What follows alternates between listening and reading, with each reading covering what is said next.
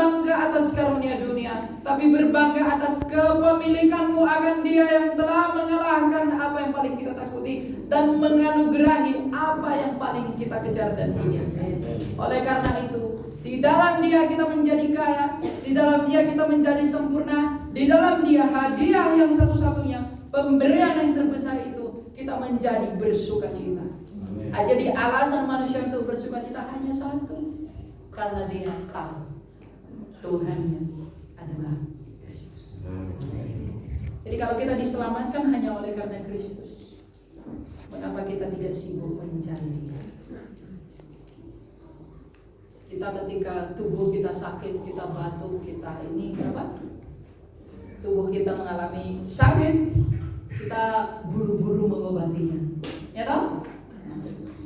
Batuk, beli obat sakit ini. Wah, ini minuman sehat, ini makanan sehat, macam-macam makanan sehat, macam-macam diet segala macam agar tubuhnya tetap sehat.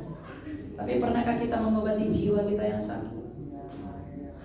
Kita begitu peduli terhadap hal yang jasmani, tapi kita tidak terlalu peduli dengan hal yang rohani. Padahal Kristus datang ke dunia bukan untuk memulihkan hal-hal jasmanimu. Sebab lihatlah, semua orang yang Kristus sembuhkan, semua orang yang Kristus lakukan mujizat dalam tubuhnya, itu karena kerelaan penerimaan hatinya. Makanya dalam Amsal 4:23 berkata, jagalah hatimu, karena dari situlah hidupmu terpancar. Ketika jiwa kita bermasalah, ketika roh kita bermasalah, apakah kita menuntun diri kita kepada Kristus? Ketika tubuh kita lemah, kita buru-buru datang kepada dokter. Dokter, aku demam, aku sakit, obatilah aku.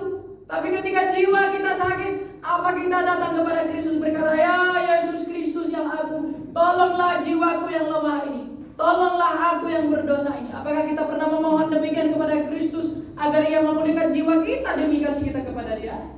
Kalau belum, mintalah. Kalau belum, inilah yang berharga. Sebab Dia berkata, akulah yang rendah hati dan lemah lembut, aku akan memberikan kelegaan kepada jiwamu. Karena kebahagiaan itu bukan status benda, tapi kebahagiaan itu adalah status batin. Makanya Paulus, meskipun ia dicari-cari orang, meskipun ia karam kapal beberapa kali, meskipun ia dianiaya, meskipun dia di penjara, dia tetap berkata, ada damai sejahtera dalam diriku. Kenapa? Karena damai sejahtera itu bukan dalam hikmat manusia, bukan karena benda-benda yang ada padanya, bukan karena kemasyhurannya, tapi karena Kristus berdiam dalam hatinya. Petrus juga demikian. Petrus ketika ia disalib terbalik di Roma, ia tetap menginjili orang-orang, bahkan detik-detik terakhir dia berkata, percayalah wahai orang-orang Roma, datanglah kepada Yesus Kristus itu. Mengapa ia tetap bisa mengatakan seperti itu, sedangkan ia sedang diperlakukan buruk oleh orang-orang di sekitarnya? Karena ada damai sejahtera yang membahagiakan batinnya. Mengapa Andreas, mengapa Bartolomeus, mengapa Polikarpus, mengapa Irenaeus, mengapa Ignatius, mengapa Yohanes? Yohanes digoreng di minyak panas.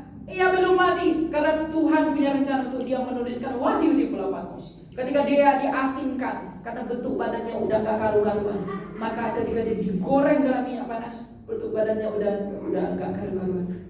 Maka dia diasingkan ke Pulau Patmos karena bentuknya jadi aneh. Tapi ketika dia diasingkan ke Pulau Patmos, ia tetap bersukacita ketika Tuhan memberi wahyu kepada dia. Adakah wanita yang seperti ini di tengah dunia yang jahat ini? Tidak ada.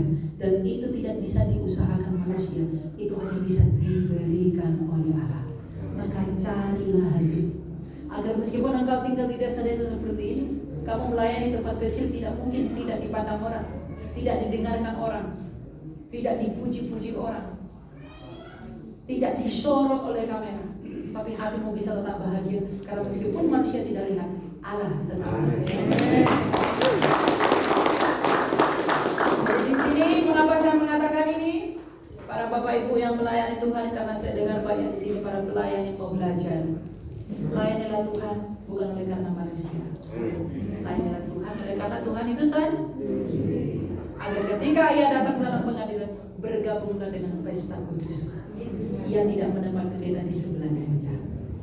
Mari kita tetap setia melayani Allah, Karena kita sudah tahu bahwa hanya Dia yang dapat menolong kita.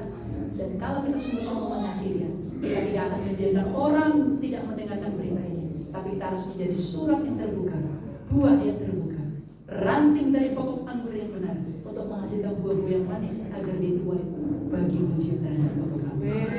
Ketika buah pokok anggur, pokok durian ini buahnya manis sekali, ada di sini saya lihat durian banyak.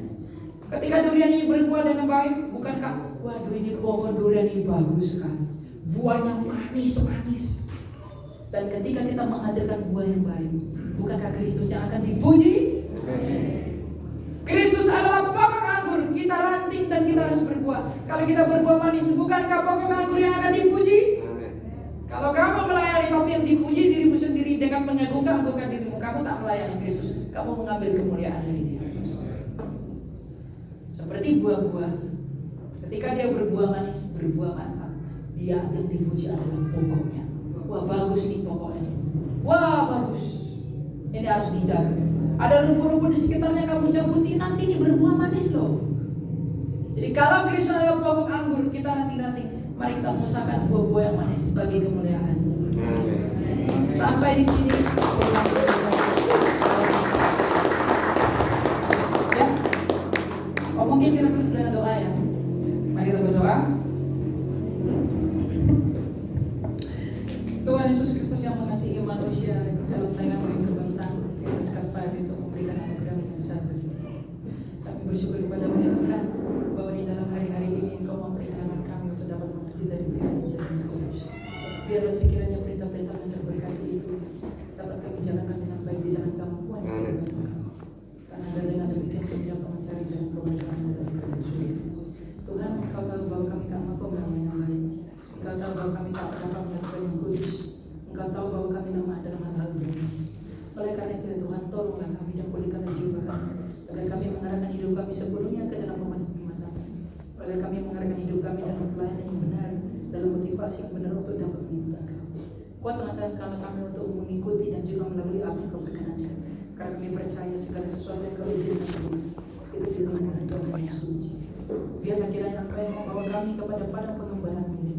Tuntunlah kami untuk makan rumput dari pohon kehidupan, dan biarlah kami selalu di dalam pengawasan-Mu, agar dengan hidup bersama dengan Engkau, agar dengan hidup berdamai dengan Engkau, segala sesuatu itu adalah kebahagiaan dalam hidup kami. Sebab adakah hal yang lebih berbahagia selain daripada bersatu dengan Engkau, wahai Pencipta kami?